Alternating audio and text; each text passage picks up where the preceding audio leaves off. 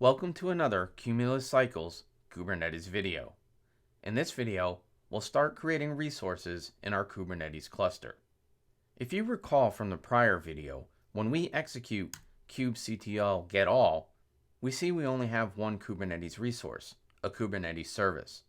So if we execute kubectl get pods, we obviously see we don't yet have any pods.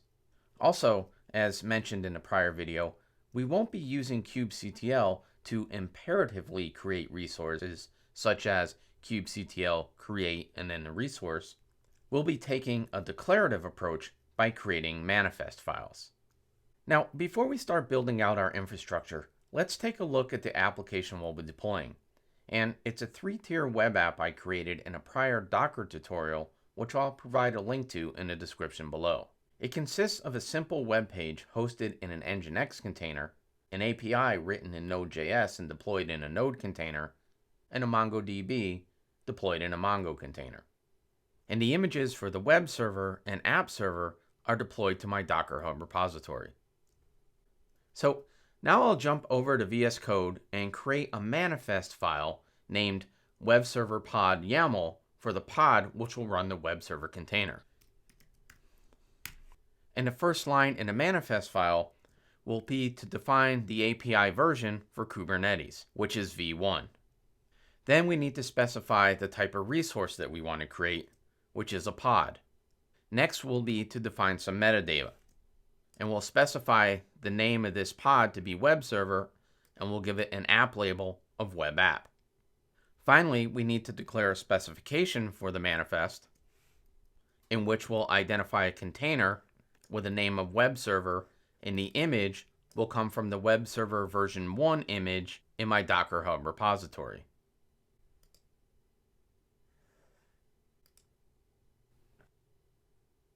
Now I'll go ahead and save the file, jump back over to the terminal, and I want to run kubectl apply, passing it the file name of web-server-pod.yaml.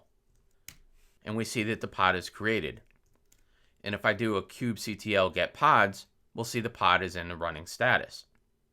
So now I should be able to jump over to the browser, open a new tab, and load localhost to see our application. But as we see here, the site can't be reached. And this is because although the pod hosting the web server is running, it's running inside the Kubernetes cluster, not on our local machine. So we need a way to expose the application running inside the container, which is a web server on port 80, to the outside world. And to do this, we'll use a Kubernetes service. So let's jump back over into VS Code and create the service manifest file. So I'll go ahead and create a new file named web-server-service.yaml. Again, I'll start out by specifying the API version. This time the kind will be service, and for metadata, I'll give it a name of web-server-service. For the spec, I'll give it a type of node port, which will allow us to expose the application running in the container to the outside world. The selector will have an app of web app, and for ports, we'll expose the target port of 80, which is the port exposed in the container, to port 80 on our local machine. And we also need to specify the node port, which has to be within the range of 30,000 to 32,767. So here I've specified 30,080. So I'll go ahead and save this file, jump back in the terminal, and run kubectl apply, passing it the web-server-service YAML file. And we see the web-server-service is a node port exposed on 30,080. So if I jump into the browser and add the port of 30,080 to localhost, now we see our application is served. Now, the next step in deploying the app is going to be to create the manifest files for the Node.js application. However, before I do that, I just want to show you that I made a change in the web-server-pod.yaml file, and I changed the metadata label of the app to be web server, because when I build out the app server, I want the metadata label to be app server. And of course, the corresponding selector for the app in the web-server-service YAML file is web server. So I'm just going to jump back in the terminal and redeploy this pod and service.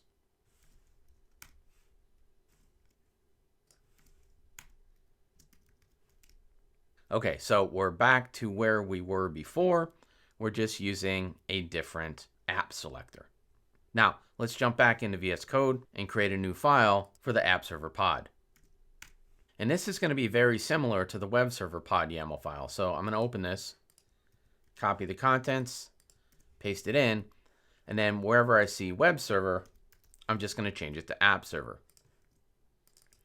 And for the image, I want to specify the app server version 1 image in my Docker Hub repo. So I'll go ahead and save this file, jump back into the terminal, and run kubectl apply, passing it the app-server-pod.yaml file. And now both the app server and the web server pods are running. So now I'll go ahead and create a file for the app-server-service. And again, this is going to be very similar to the web server service. So I'll copy the code, paste it in, and modify it. Now down here in the ports, although the web server is running on port 80, the node server is running on port 3000. So I'll modify the port and the target port and change the node port to 30,300. Jump back to the terminal and apply the app server service. And we see the app server service exposed on 30,300. So if I jump into the browser now and hit localhost 30,300, we'll see that it's clocking. And this is because the application is trying to access the MongoDB server, which we haven't deployed in a pod yet. But if I change this to an app that doesn't exist in the node server, we'll get a message indicating we can't get the test route because it doesn't exist. So we know the node application's up and running in the pod and accessible via the service. So the next step is to deploy the MongoDB pod. Okay, so I've jumped back over into VS Code and I'm going to create a new file named mongo-pod.yaml. This will have API version of 1, the kind will be a pod, the metadata name will be Mongo, and it'll have an app label of Mongo. For the spec, we'll give the container a name of Mongo and pull from the Mongo image. I'll also specify a container port of 27,017, which is the port Mongo runs on. And finally, I'll add environment variables for the init username and init password. And I realize this isn't secure hard coding these values, but we'll address that in a later video. So I'll go ahead and save this, jump over to the terminal, and do a kubectl apply with the mongo-pod.yaml file. And now we see we have the Mongo pod running. So what I need to do now is to create a service that will allow for communication from the app server to the Mongo database. So let's jump back into VS Code, create a mongo-service.yaml file, and walk through the definition. So again, this will have an API version of E1. The kind will be a service. The name and the metadata will be Mongo service. And for the spec, this time the type is cluster IP, because we want to be able to have communication inside of the cluster between the app server and the Mongo database. The app name in the selector will be Mongo, and for the ports, I'll specify a protocol of TCP and a port and target port of 27,017. So I'll go ahead and save this, jump over to the terminal, and apply the service. Now, in addition to the Mongo pod and service, I also want to create a mongo-express-pod and service, which will allow me to interact with the Mongo database. So for the mongo-express-pod, the name will be mongo-express with a label of mongo-express. The container spec will have a name of mongo-express and come from the mongo-express image. I'll specify a container port of 8081 and provide environment variables for the auth username, password, and the MongoDB server.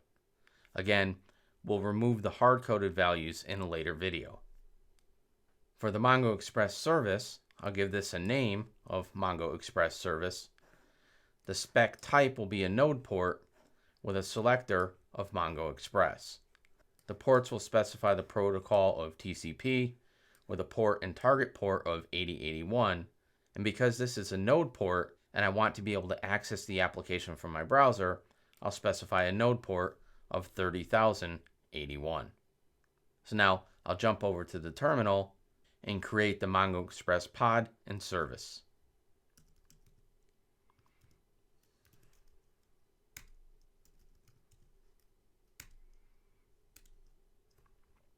And now we see our mongo-express-pod and the mongo-express-service exposed on port 30,081. So if I jump over to a browser and hit localhost 30,081, we see our Mongo Express application running. So from here, I could go ahead and create a database and a collection, and then add some documents.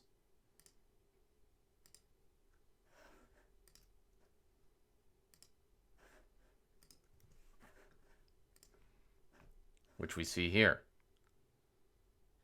And with the app-server-pod running and the app server exposed on port 30,300, I'll jump over to the browser and hit localhost 30,300 with the /API/contacts route, and we see our data.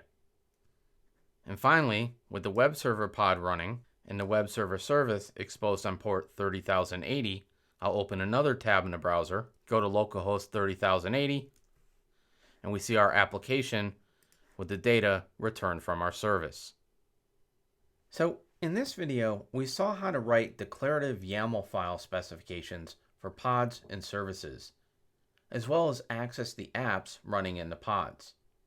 In upcoming videos in this series, we'll remove the hard-coded database username and password, as well as add a volume for persisting the data in the Mongo database. I hope to see you there.